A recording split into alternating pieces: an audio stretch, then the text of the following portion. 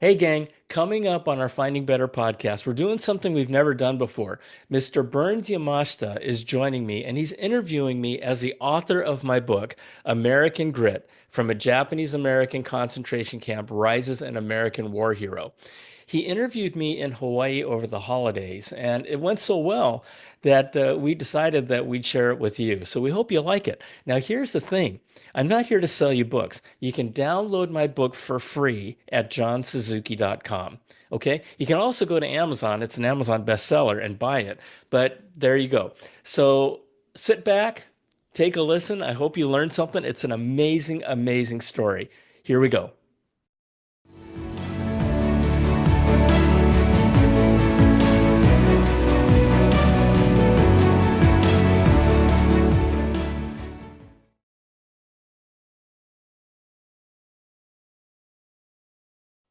Hello, my name is Byrnes Yamashita. I'm the president of the Nisei Veterans Legacy. We're a small nonprofit organization based in Honolulu, Hawaii. And our mission is to try to keep alive the story of the Nisei soldiers of World War II for our younger generations. The Nisei were second generation Japanese Americans, all of whom were born in the United States, American citizens, but at the outbreak of the war, their loyalty to the United States was called into question when Japan attacked Pearl Harbor in December of 1941. Eventually, there would go on to be four different units of the Nisei soldiers, Japanese Americans, that served during the war. We're going to talk today about one of them, Mr. Shiro Kashino, who served in the 442nd Regimental Combat Team.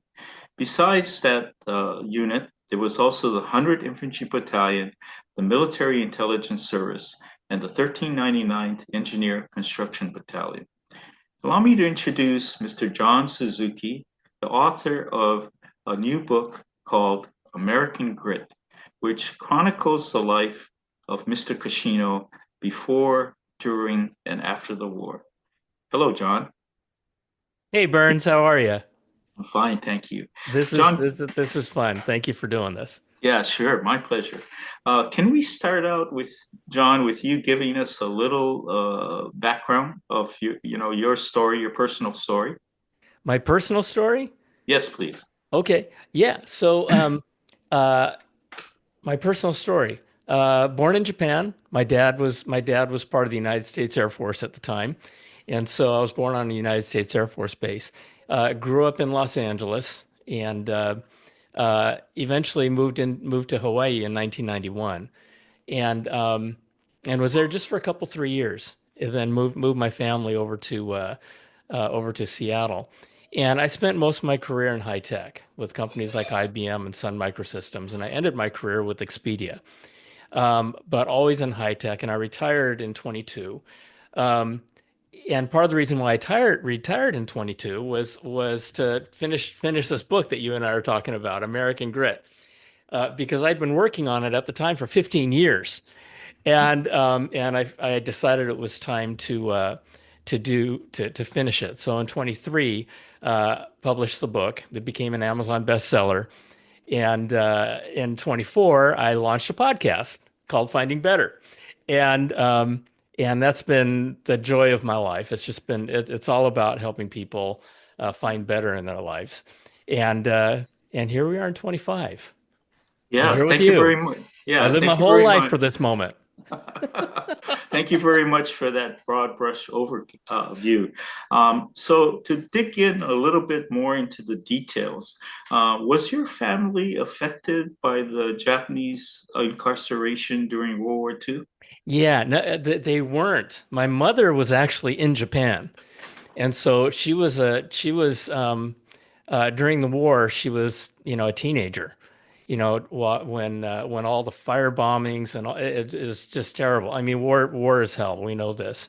My dad was lived in a little town called Davenport, which is in eastern Washington, which was outside what was called the military exclusion zone on the West Coast, where all of the Japanese Americans on the West Coast were rounded up and incarcerated in concentration camps scattered across the country. So he was not affected, uh, though he volunteered for the army when World War II broke out. And his story, his just real quick, they didn't know what to do with him. He was in the army, and so they had him in the middle of a bunch of garlic farms in Northern California, digging 6 by 6 foot holes all day under guard and filling them up and then digging holes again because they didn't know what to do with this Japanese American guy. But eventually he went on, as you mentioned, the military intelligence service. He went on to join this top secret group of people who fought in the Pacific theater against the Japanese, which of itself was a monumentally gigantic accomplishment of heroism and bravery. Yeah, thank you very much. So, growing up, your family was not directly affected by the incarceration. Were you aware of what had happened to the Nikkei community in the West Coast as you were growing up? I did. I did. I was acutely aware of it. Hmm. My dad made sure I knew of it because he Hmm. was in the army, and so I was very very aware of of the camps and what happened. And actually, growing up in Los Angeles, a lot of my friends' parents were affected. A lot of my friends' parents were in these camps, and so we talked about that, about their experiences. Every once in a while, not nearly as much as I wanted to, because nobody wanted to talk about it. Right, Nobody right. wanted to talk about it because Hmm. they felt such a acute sense of shame. And Right. you know, I Japanese say that cultural values at it's work. the Japanese cultural values, right? I mean, it's something bad happens, it must have been their fault somehow, Hmm. and they just have to, shikaraganai. You, shit happens, so suck it up and get on with it, right? Hmm. And Hmm. that's one of the things was that nobody really wanted to talk about their experiences. Even Shiro Kashino, who I wrote this book about, he didn't really talk about his experience and everything that he did until he was diagnosed with cancer. And he realized that if he didn't talk about it, no, no, It would die with him. His it's stories going to would die. die with him. And Yeah, so yeah. in the last 4 years, he got out there and talked about his experience. Mhm. Well, thank you for sharing that. That experience of the Nikkei community on the West Coast contrasts sharply with the experience that we had here in Hawaii. And many of us, like myself, grew up in Hawaii. We're very unaware of what happened to our brothers and sisters, aunties and uncles on the U.S. continent during the war. And here in Hawaii, most of the Japanese community were left alone. Okay, the military and FBI, who were conscious of a potential threat from the Japanese community, only incarcerated and arrested the so-called leaders of our community. Right, These were right. Buddhist and Shinto priests, educated people that ran Japanese language schools, the editors and publishers of our Japanese language newspapers, businessmen with strong ties to Japan. These were the people that were picked up. There was 400 of them arrested on the afternoon of December 7th. So they already had done their intelligence on who these people were. Eventually, just shy of 2,000 of them were arrested and incarcerated. Now, their families were not immediately removed, such as on the West Coast. So these men, most of them were sent to federal Department of Justice prisons scattered around the country. Eventually, some of their families joined them because they had no means of surviving without the breadwinner husband. So some of these families were later moved to internment camps administered by the War Relocation Authority for the Japanese families. But for most of us, especially those of us that have humble roots on the sugar plantations here in Hawaii, our families were not considered threats, our grandfathers, and so they were not affected. And just as you mentioned, even those who were wrongfully imprisoned, just because they were leaders of the community, their families didn't want to talk about it either because there was a Nobody, sense of nobody. shame. Okay, Yeah. so with this backdrop and understanding, what your experience was, um, how did you get come to learn about this story of Mr. Shiro Kashino? Yeah, you know, it was a gift. It was a gift, and it became a bit of a mission and a calling. My mom was living in a Japanese assisted living center in Seattle, and I would go and visit her all the time. What year And was this? Sorry to interrupt. What year was this? this was in 2008.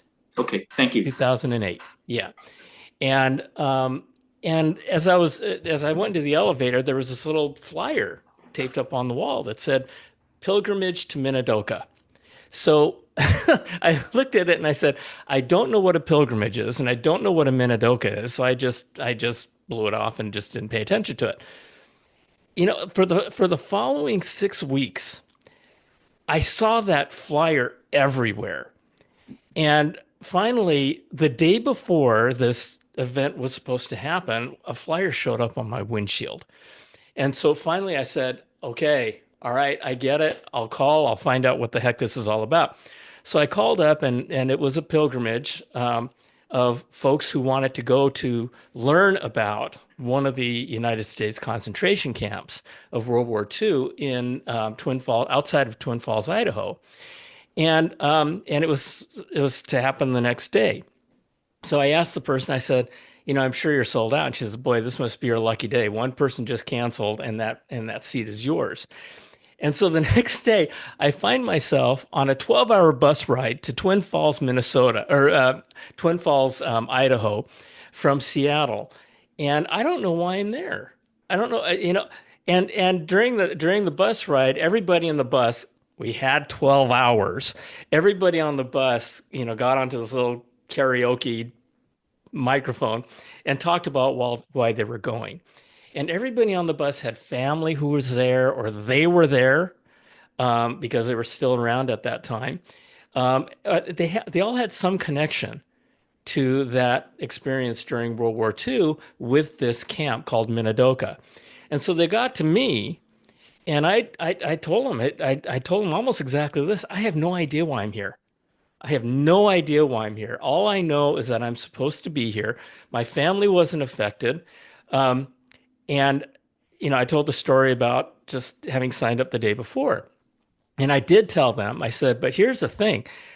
I have a feeling that on the bus ride home, it would be very, very clear why I'm on this trip. So on the third day of this pilgrimage, there was a remembrance service. And we were all sitting in front of this thing that looks like a billboard. The image on the screen is what it is, and it's an honor roll. It's an honor roll of all the men who volunteered out of that camp, out of the Minidoka concentration camp, to fight and die for the United States, to fight and die for the fight for the same army that put them and their families in that godforsaken camp to begin with, and the same army that would continue to hold their families while these guys went off to war. And a lot of them died. So imagine, I mean, who would do that? And of course, the thing that I thought of was, when a loved one dies in battle, a contingent of soldiers and officers comes to your home, presents you with an American flag and a gold star. Now, can you imagine, right? Being presented a gold star and American flag while you're in a concentration camp, being told that your son just died. I mean, it was just beyond my constant comprehension. I knew about the 442nd, I knew about the concentration camps, but I never heard of the people who volunteered out of these camps to fight and die for the United States Army. It was just mind-boggling, and it so that was my reason, and what I came back with was a purpose of eventually someday um, getting this story to become a major motion picture. And, be it Clint Eastwood or Mel Gibson or Steven Spielberg or any of those guys. And so, to the folks who are listening, if you know any of those people, please let me know because this is just a crazy, amazing story. And these guys joined this segregated army unit of Japanese Americans called the 442nd Regimental Combat Team. And just to kind of push to the punchline, they went on. This group of Japanese American soldiers went on to become the most decorated war unit in the history of the United States for its size and duration. And the gentleman that I wrote about, Shiro Kashino, was one of the most decorated men of the 442nd. And just an incredible. We're gonna get into that, but he got six Purple Hearts, a Silver Star, a Bronze Star. I mean, it was just crazy. Can So I I ask you a finished the book, question? John, can right? I ask you a question? Can I ask Yeah, you a question? please. Okay, well, that's a great background in terms of how your initial motivation was. Now, what was the process you went through? Can you share like how you came across Mr. Kashino's story and how you Yeah. decided to write the book about him? Yeah. Okay. Thank you. From this, I knew about, like I said, the 442nd. I knew about the camps. I knew about two famous battles that the 442nd fought. One was called the Battle of the Lost Battalion in France, and the other one was called the Battle of the Gothic Line in Italy. And these are epic battles, very, very famous battles, some of the most famous battles in the history of the United States. And so I went on a Google search, and Google back then wasn't what it is today. And so, but what I did was I um, I Googled 442nd um, and the two battles of Battle of the Gothic Line and the Lost Battalion, and who was a soldier that volunteered out of Minidoka and fought in those two battles. And the name Shiro Kashino came up. And I'm like, oh my gosh. Then his background with the six Purple Hearts and a Silver Star and Bronze Star. And that's the guy. That's the guy I want to write about. And probably one of the most depressing days of my life was when I read further and realized that he had passed away in 1997, 11 years prior. But I wanted to write about his story. And so I learned that his widow, Louise Kashino, was still alive, or at least I didn't see any obituaries. And so I went on a mission to try to find her.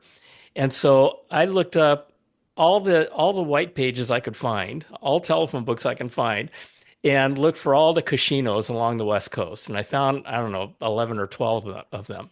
And I sent certified letters. This is back then, certified letters to all of these people. And no answer. And so I did it again, hoping that I'd get a response. And one day, when I was in a little town in North Carolina, the Outer Banks of North Carolina, my phone rang. And the voice on the other side said, "Hi, John. My name is Luis Kashino. I received your letter." And that is a day I will never forget. So Louise, I eventually ended up meeting, um, was amazing. And she by as her profession, after her experience during World War II in Minidoka, she became a legal secretary. And as a legal secretary, she was one of the most organized people on planet Earth. And she had every one of the contacts of his buddies, the contact information for Senator Daniel Inouye, the contact information for all the men who won medals of honor. And she guided me. She guided me, and it was because of her that I was able to find my way to Italy and France, looking going through the battlefields of World War II, and yeah, so Louise, who was a magnificent, magnificent woman, she even showed me, Cash's letters, Mr. Kashino's letters that she had kept, that he had sent from her, from the battlefields, and I show some of the letters in the book. But that's that's So that's this is how. kind of a stroke of luck right? This was a stroke of Oh my luck gosh. that Y- of all the soldiers you could have focused on, you find the one whose wife is like the most organized person ever, and then has this treasure trove of materials Just from which you incredible. can draw on to do the research for your Yeah. book, right? And I It's an traveled odd all set over of the world with circumstances her. that, Yep. Yep. And that's why I yeah, call it a yeah. gift. And you know, you It really commented, was. Hmm. Go right. ahead. You commented that when you finally got to meet Louise, you know, she shared with you what a humble and private man Mr. Kashino was. And Yes. so there's a little bit of irony to me that you discover his story 11 years after his passing. It was you were upset when you learned he had already passed, but if you had met him when he was still alive, Louise thought, hey, maybe he might not have let you write this story. Oh, she said there's no Can you way in talk about hell that? he would have let me write the story because it wasn't about him, and he wouldn't even let his granddaughter write a homework assignment about him because it was not about him. It was about the 442nd. It was about it was about that collective experience of Mm-hmm. what the Niseis of World War II did.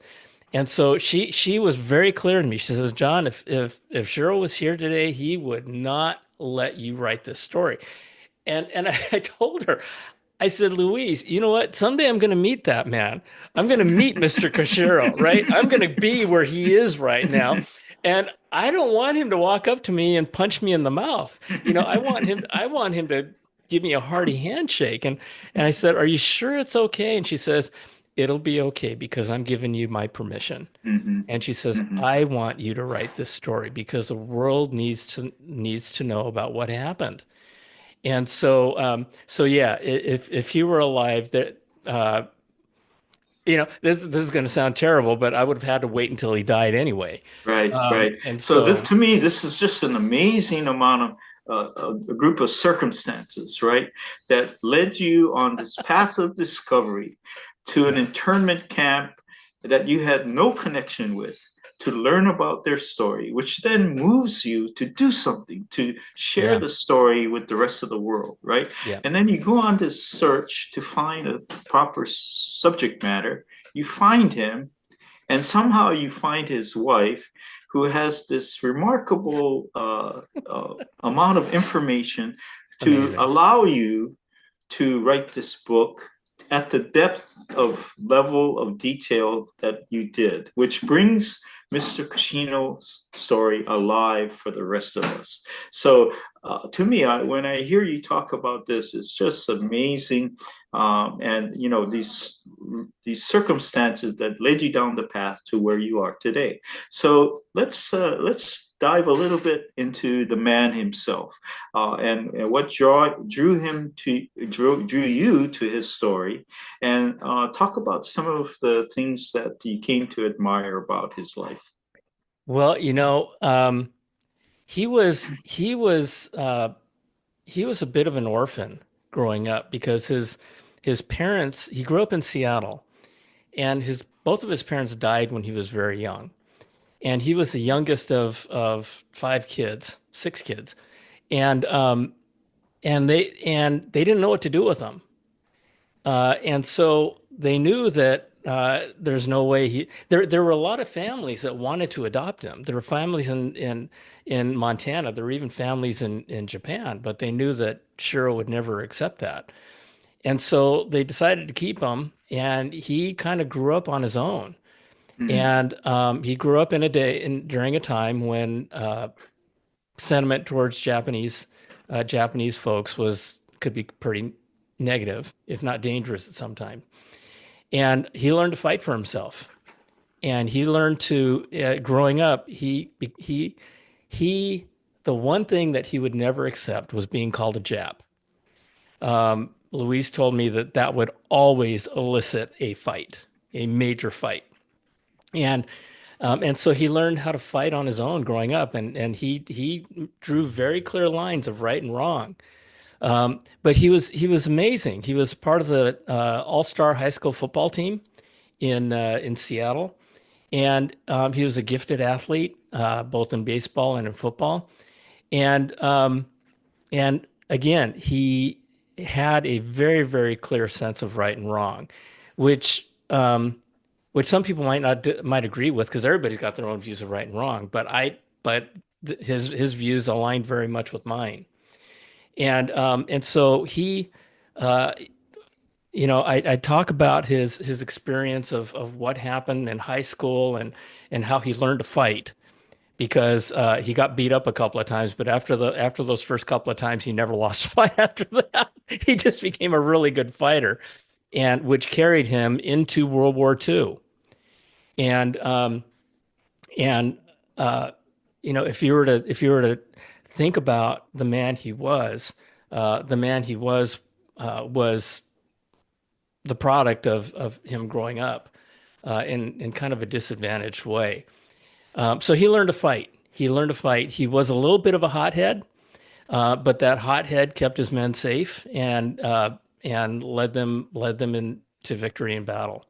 Hmm. But he had, I think the thing that really, really sets him apart, and this is not just me, but this is talking to Medal of Honor recipients and the other and men who fought with him. They all say the same thing, that he was an amazing leader and he's an amazing fighter, and he never expected his men to do anything he wasn't willing to do. In fact, in battle, he would take on the most dangerous assignments because he didn't have parents who would grieve his loss, right? All of his men um, had parents who would be heartbroken if they died. So he figured, better me die than them.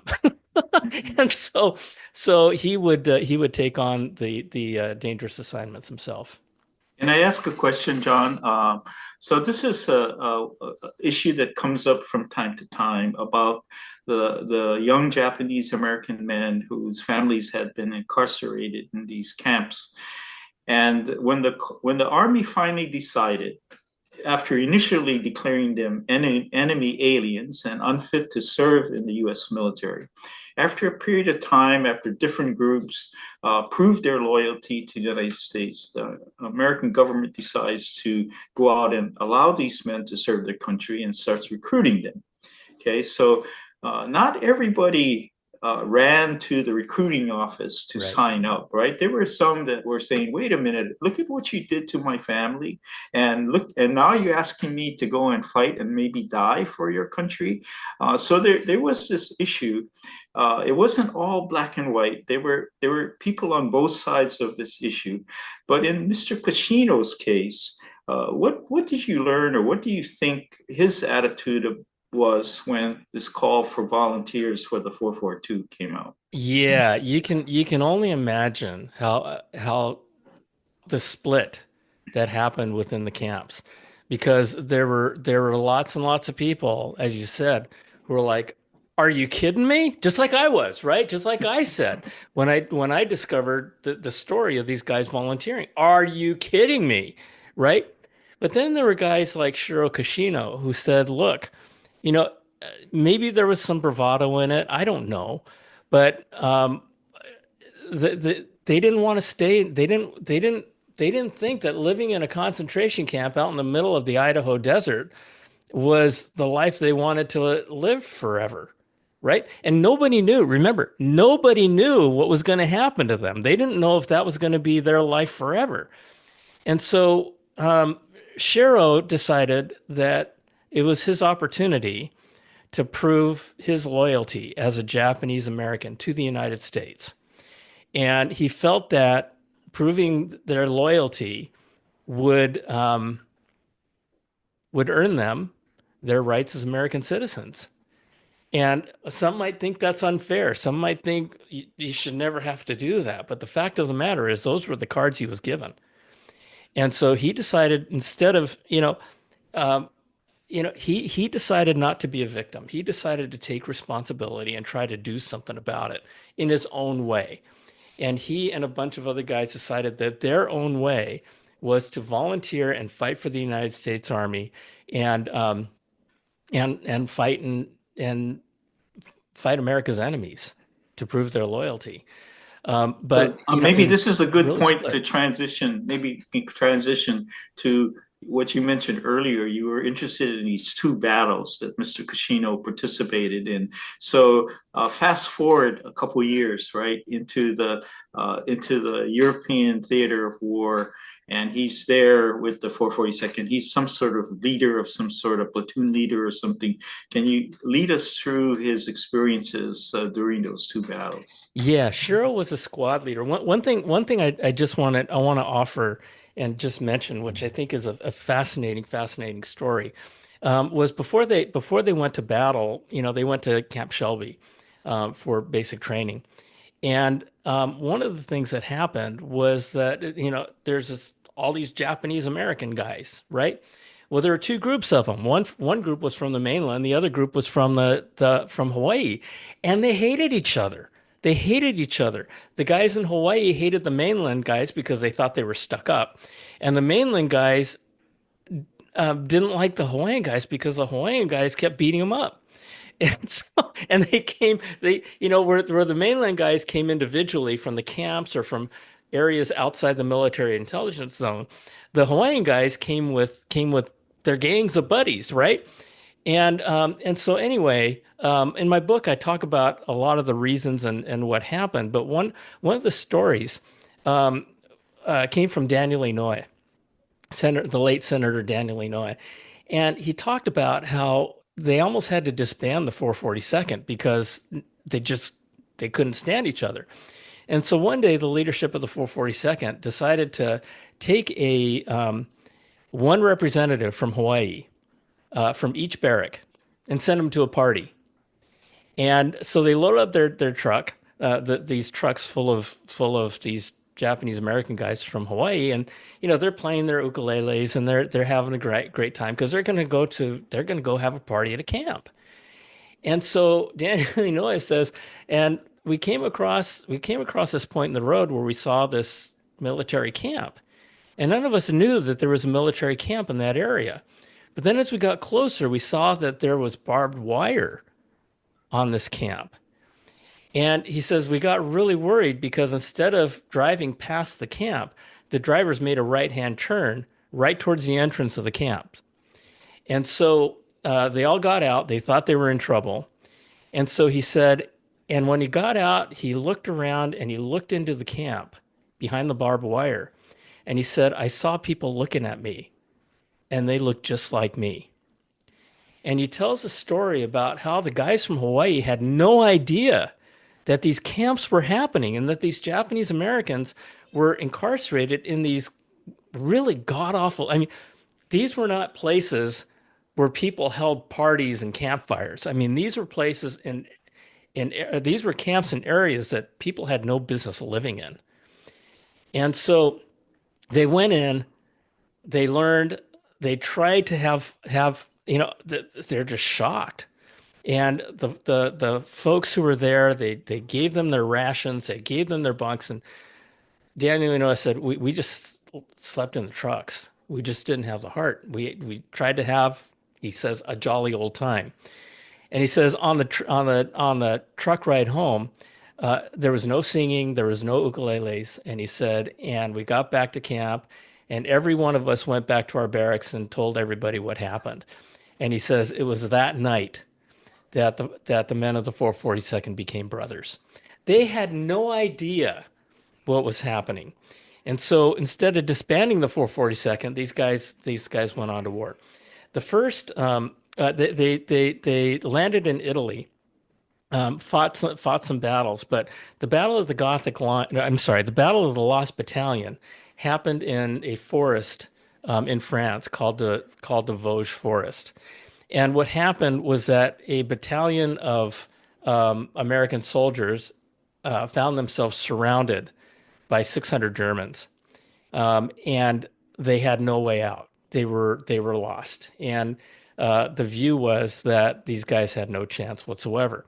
The thing about this battalion that was lost, it was part of the Alamo Regiment, the famous Alamo Regiment, and literally the president of the United States got involved with this and said, "Get those guys out of there." And so there were two rescue attempts, and Both rescue attempts were repelled, and they couldn't get him out. And they called the 442nd in. In my book, I talk about the battle. I talk about what happened. I talk about how Shiro was shot twice, and each time he was shot, he would go to the aid station and run away before they could stop him to get back to the fight. Can you imagine that? I mean, anyway, and the only thing that kept him from going back was when he was heading back to the front line and he almost got his leg blown off, and he had no choice. But during that battle, uh, it was in imagine a forest where it's pitch dark. The enemy has had months to dig in, and you go into this battle to fight the enemy. You can't see them, and sometimes you step on them. And the only way that you can identify where they are is by becoming a target so you could see their machine gun flashes. Then you know where they are. And in this battle, there were these things that the Germans used called tree bursts. And the idea with the tree burst is that an artillery, when a bomb hits the ground, you got a kill zone of that radius of where the shrapnel goes. But what the Germans did, was they exploded the bombs at treetop level. So what happened was that blew up the treetops, and the trees became part of the weapon, and it was just terrible. It was terrible, and they fought for 3 days. They eventually broke through. There were Medal of Honor recipients from that battle, and and from that battle, 211 soldiers of the Lost Battalion were saved. 800 soldiers of the 442nd were lost. And even the commander of the quote unquote Lost Battalion, Marty Higgins, said there is no way they should have saved us. They should have passed us right by. And you know, a lot of people think back on that, and those who were there felt like they were cannon fodder. You know, they were Japanese Americans, so they were dispensable or expendable. But you know, the way that Cash looked at it and the way I look at it, and who cares how I look at it? So the way Cash looked at it was that who else was going to save him?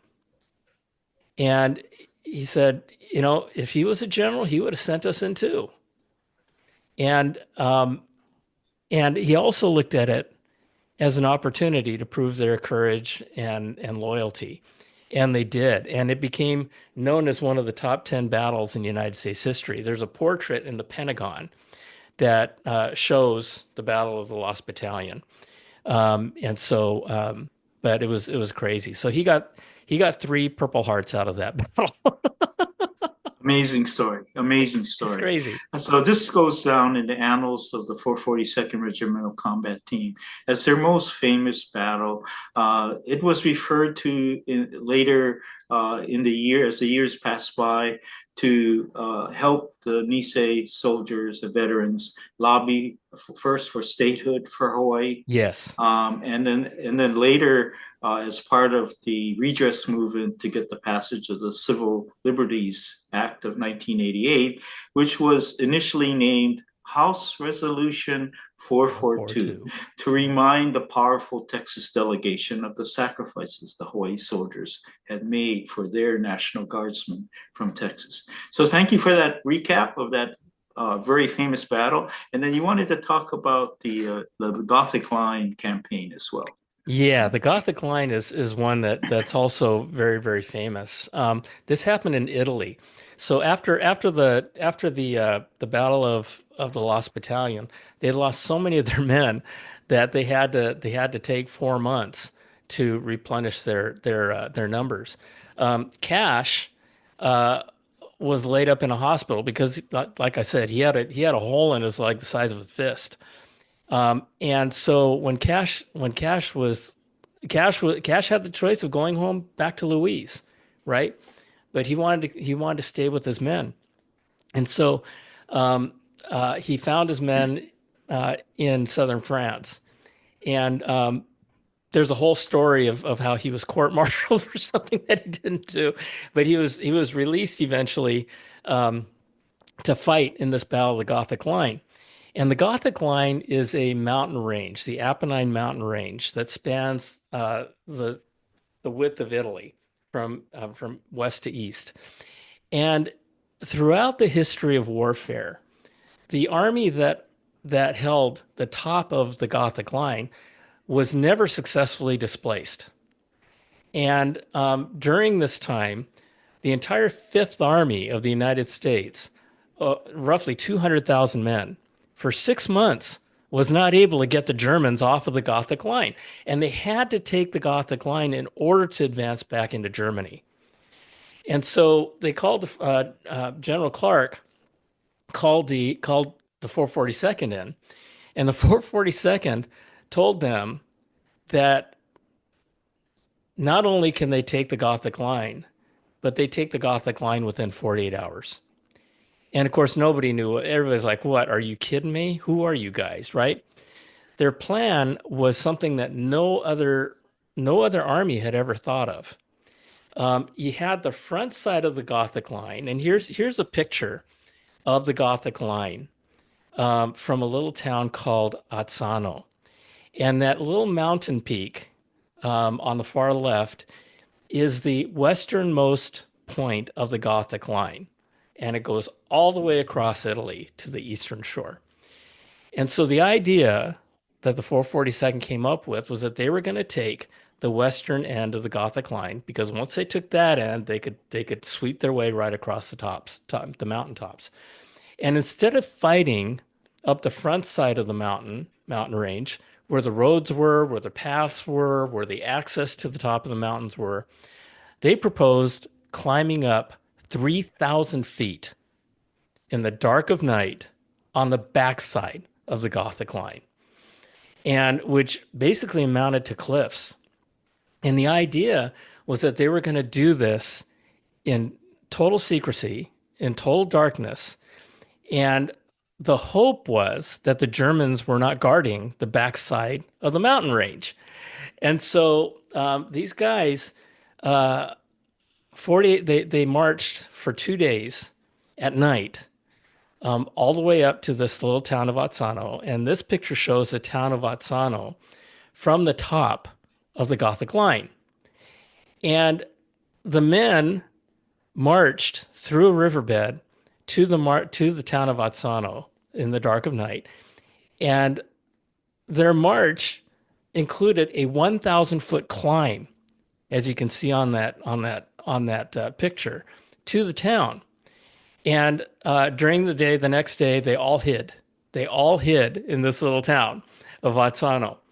And the next night, they had to climb down 1,000 feet, march across a riverbed, and climb up 3,000 feet before the sun came up, without making a sound and without being discovered. And the main order that they received was that if you fall, do not scream out. Don't make a sound. Because Cash said that if they were detected, there'd be 5,000 dead Buddha heads at the bottom of that mountain range. And so that's what they did. And they climbed. Now imagine climbing 3,000 feet in battle gear, with full battle gear, in army boots, on goat trails, in the dark of night, right? And having to be completely silent. They made it to the top. And this is a picture of one of the areas where they made it to the top. It's called the Saddle. And they made it to the top, and they spread out. And they waited for the orders to attack at dawn. And so Daniel Lenoy told me a story about how where they reached the top of the Gothic Line, they happened to be near a German bunker. And while they were waiting for the order to attack, a German came out and started preparing breakfast. And he said, he says, when we got the order, our order was to just take off and destroy everything we can. He says, I really felt badly for that cook.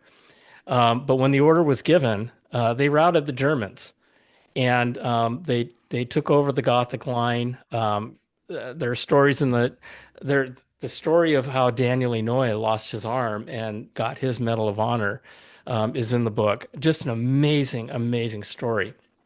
Um, but what happened was they basically took over the western end of the Gothic Line in 8 hours, 8 hours of battle, and just an incredible, incredible story of bravery and courage and 28 days after they won that battle, Italy surrendered, and I think it was 6 days after Italy surrendered that Germany surrendered. So it was a really, really important victory that the 442nd participated in.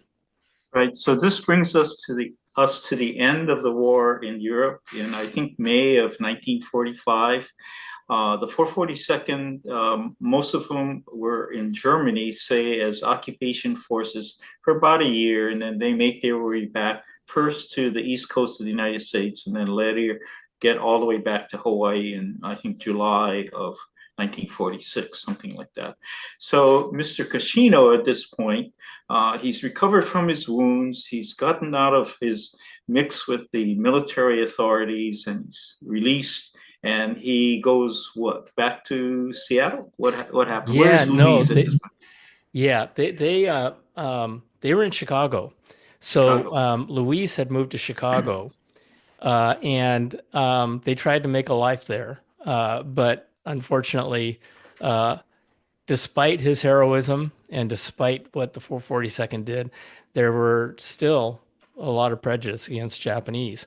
And in some ways, it was worse than when the war started because a lot of people now looked at Japanese Americans as the enemy, but as the enemy conquered. And they weren't the enemy. They were, they were they were Americans, but still that perception or those feelings persisted. They ended up moving back to Seattle, and um, a lot of people had a really, really hard time. This photo is a photo of uh, one of the folks' homes when they came back to Seattle, and it was really tough. It was really tough. Even the veterans of foreign wars would not accept the Japanese Americans who fought for America, um, and so they didn't accept Japanese Americans. Can you imagine that? So they created their own communities. They created their own clubs. They created their own way to rebuild their lives. Because you have to know that a lot of these people they lost their homes, they lost their businesses, they lost their farms when they were incarcerated or interned, and a lot of them came home to nothing. They came home to nothing. So Shiro and Louise were a big, big part. They participated a lot in helping to rebuild the community. Shiro was involved with creating a really, really significant memorial in Seattle in honor of the 442nd. And he did things. He spent his life as a car salesman and that's what he did really well. And his daughters told me that the really cool thing about him being a car salesman was that they always had really cool cars. And but he did things like helping uh, young Japanese American sanseis, third generations, with drug addiction problems. And he was deputized by the Seattle police. And what would happen was that when some of these kids who were addicted to heroin would find themselves in trouble, the police would call Cash. And Cash and a friend of his who was a pharmacist would go and take care of the kids, and the pharmacist would give them methadone, which was a way to get these kids over uh, the drug effects for so that they can survive to the next day. And one of the things that I'm sorry I forget the pharmacist's name, but he wrote a letter to Louise after Cash died, and said, this is something you might not know about Cash. He took care of these kids and he never told their parents. He just took care of them, talked to them, and sent them on their way. And he did stuff like that. And he was an amazing guy, just an amazing guy, not only by the actions that I heard of, um, but by the testimony of people who knew him. He was just amazing. Yeah, John, thank you so much for taking the tremendous effort over many years to research this story, write it, and share it with the American public. Thank you for all of that effort to do it. And two questions I'd like to ask you before we bring this Hmm. program to close. The first one is understanding this tremendous path or journey that you've been on to fulfill your own commitment to yourself, to bring this story of a Nisei man who volunteered out of internment or incarceration camp and fight for his country in a foreign land and risk his life and be wounded several times. Um, how do you feel about this having brought the story to fruition with the book? Well, one of the things that was almost was said to me by almost everybody that I spoke to, even on the bus ride home, was don't let the world forget what we went through. Don't let the world forget, and do whatever you can to make sure this never happens again. And this is why I'm doing this. Writing books. One of the things I learned about writing books is that unless you're a Harry Potter author, you don't. The only people that make books are the people who tell you how to make books. And so, or no, the only people who make money on books are the people who tell you how to make books. And so, this isn't for money or fame or anything. It really is a calling. And like you said, it really was a journey of miracles, of having met. I mean, and so that's the first thing. But the other thing about this is, these guys are real heroes. It wasn't just Shiro. It wasn't just Cash. I mean, it was the entire 442nd, the entire 100th Battalion, all these guys, right? And I just want to make sure that everybody knows that these were amazing people at a really, really dark time of our history. And they inspired me. They inspired me because, um, the shortest the shortest path to victimhood is to blame others for what's going on in your life. And Right. these guys didn't. They refused to be victims. And that's really inspiring to me. And And it's a lesson that those of us in the following generations can aspire to emulate, right? The right. second the second question, if I could, Yeah.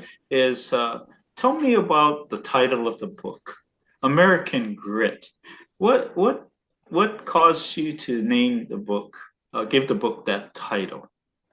That's a really great question. It took me a long, long time to come up with that name. Um, those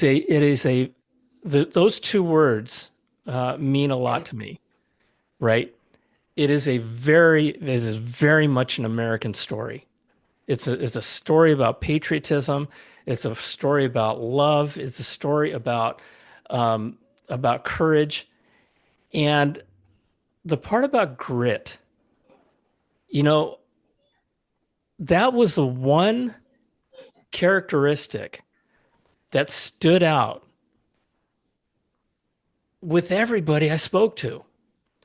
Everybody who was in those camps, men who were adults at the time or were kids at the time, right? Women. Um, it was just grit. It was grit. It was beyond courage. It was beyond determination. It's just a raw attribute that they all had in surviving this part of their lives and this part of their experience. And again, these people didn't know whether they were going to spend the rest of their lives in these camps or not. And in their own way, they buckled down and they made it happen. They made it happen. They made their communities work. Um, and so, the whole idea of American grit is these folks, um, these folks really lived what I think it means to be American and lived that level of courage that is uniquely American. Thank you so Um, much for sharing, John. yeah. Can I just share one more quick story? Sure, absolutely. This is Okay. your program. Yeah. So I just want to share this story because we talked about this being an amazing journey of just things that happen.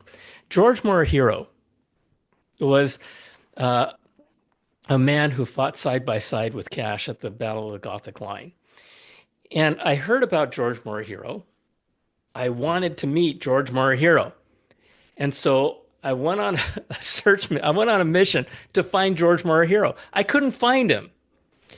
Well, one day, my son and I went to visit my mom in her assisted living center. And so we went to her room and the key didn't work. And I'm like, why isn't the key working? So I knocked on the door and nobody answered. And so my son says to me as we're standing there, he says, Dad, who's George Morihiro? I said, how'd you come up with that name, George Morihiro? He says, look, his name's on the door. And there was George Morihiro's name on the door. What happened was instead of hitting the second floor on the elevator where my mom lived, oh, I'm sorry, instead of hitting the third floor, my son hit the second floor. And it turned out that George Morihiro was living on the second floor of the building right below my mom. She was living 10 feet from him. And it was at that moment that I went, okay, this is What this we is a call in Hawaii a chicken skin chicken moment. skin moment. Yeah, that's right. Like, what's going on here? We're in the Yeah, Twilight Zone. yeah. But it's been the honor of my life. Mhm. Meeting the people, going to the battlefields, just learning. I'm trying to do my best to fulfill the promise I made. So To do my best to make sure this doesn't happen again and to let people know so we don't forget. thank you, John. Thank you for all of your hard work, sharing with us this wonderful path that you were on to bring us the story of Mr. Shiro Kashino of the 442nd Regimental Combat Team, a story that we should all be aware of and learn and treasure. And thank you for allowing me to be part of this program here today. Aloha. Yeah, thank you, Burns. I appreciate you. Thank you so much.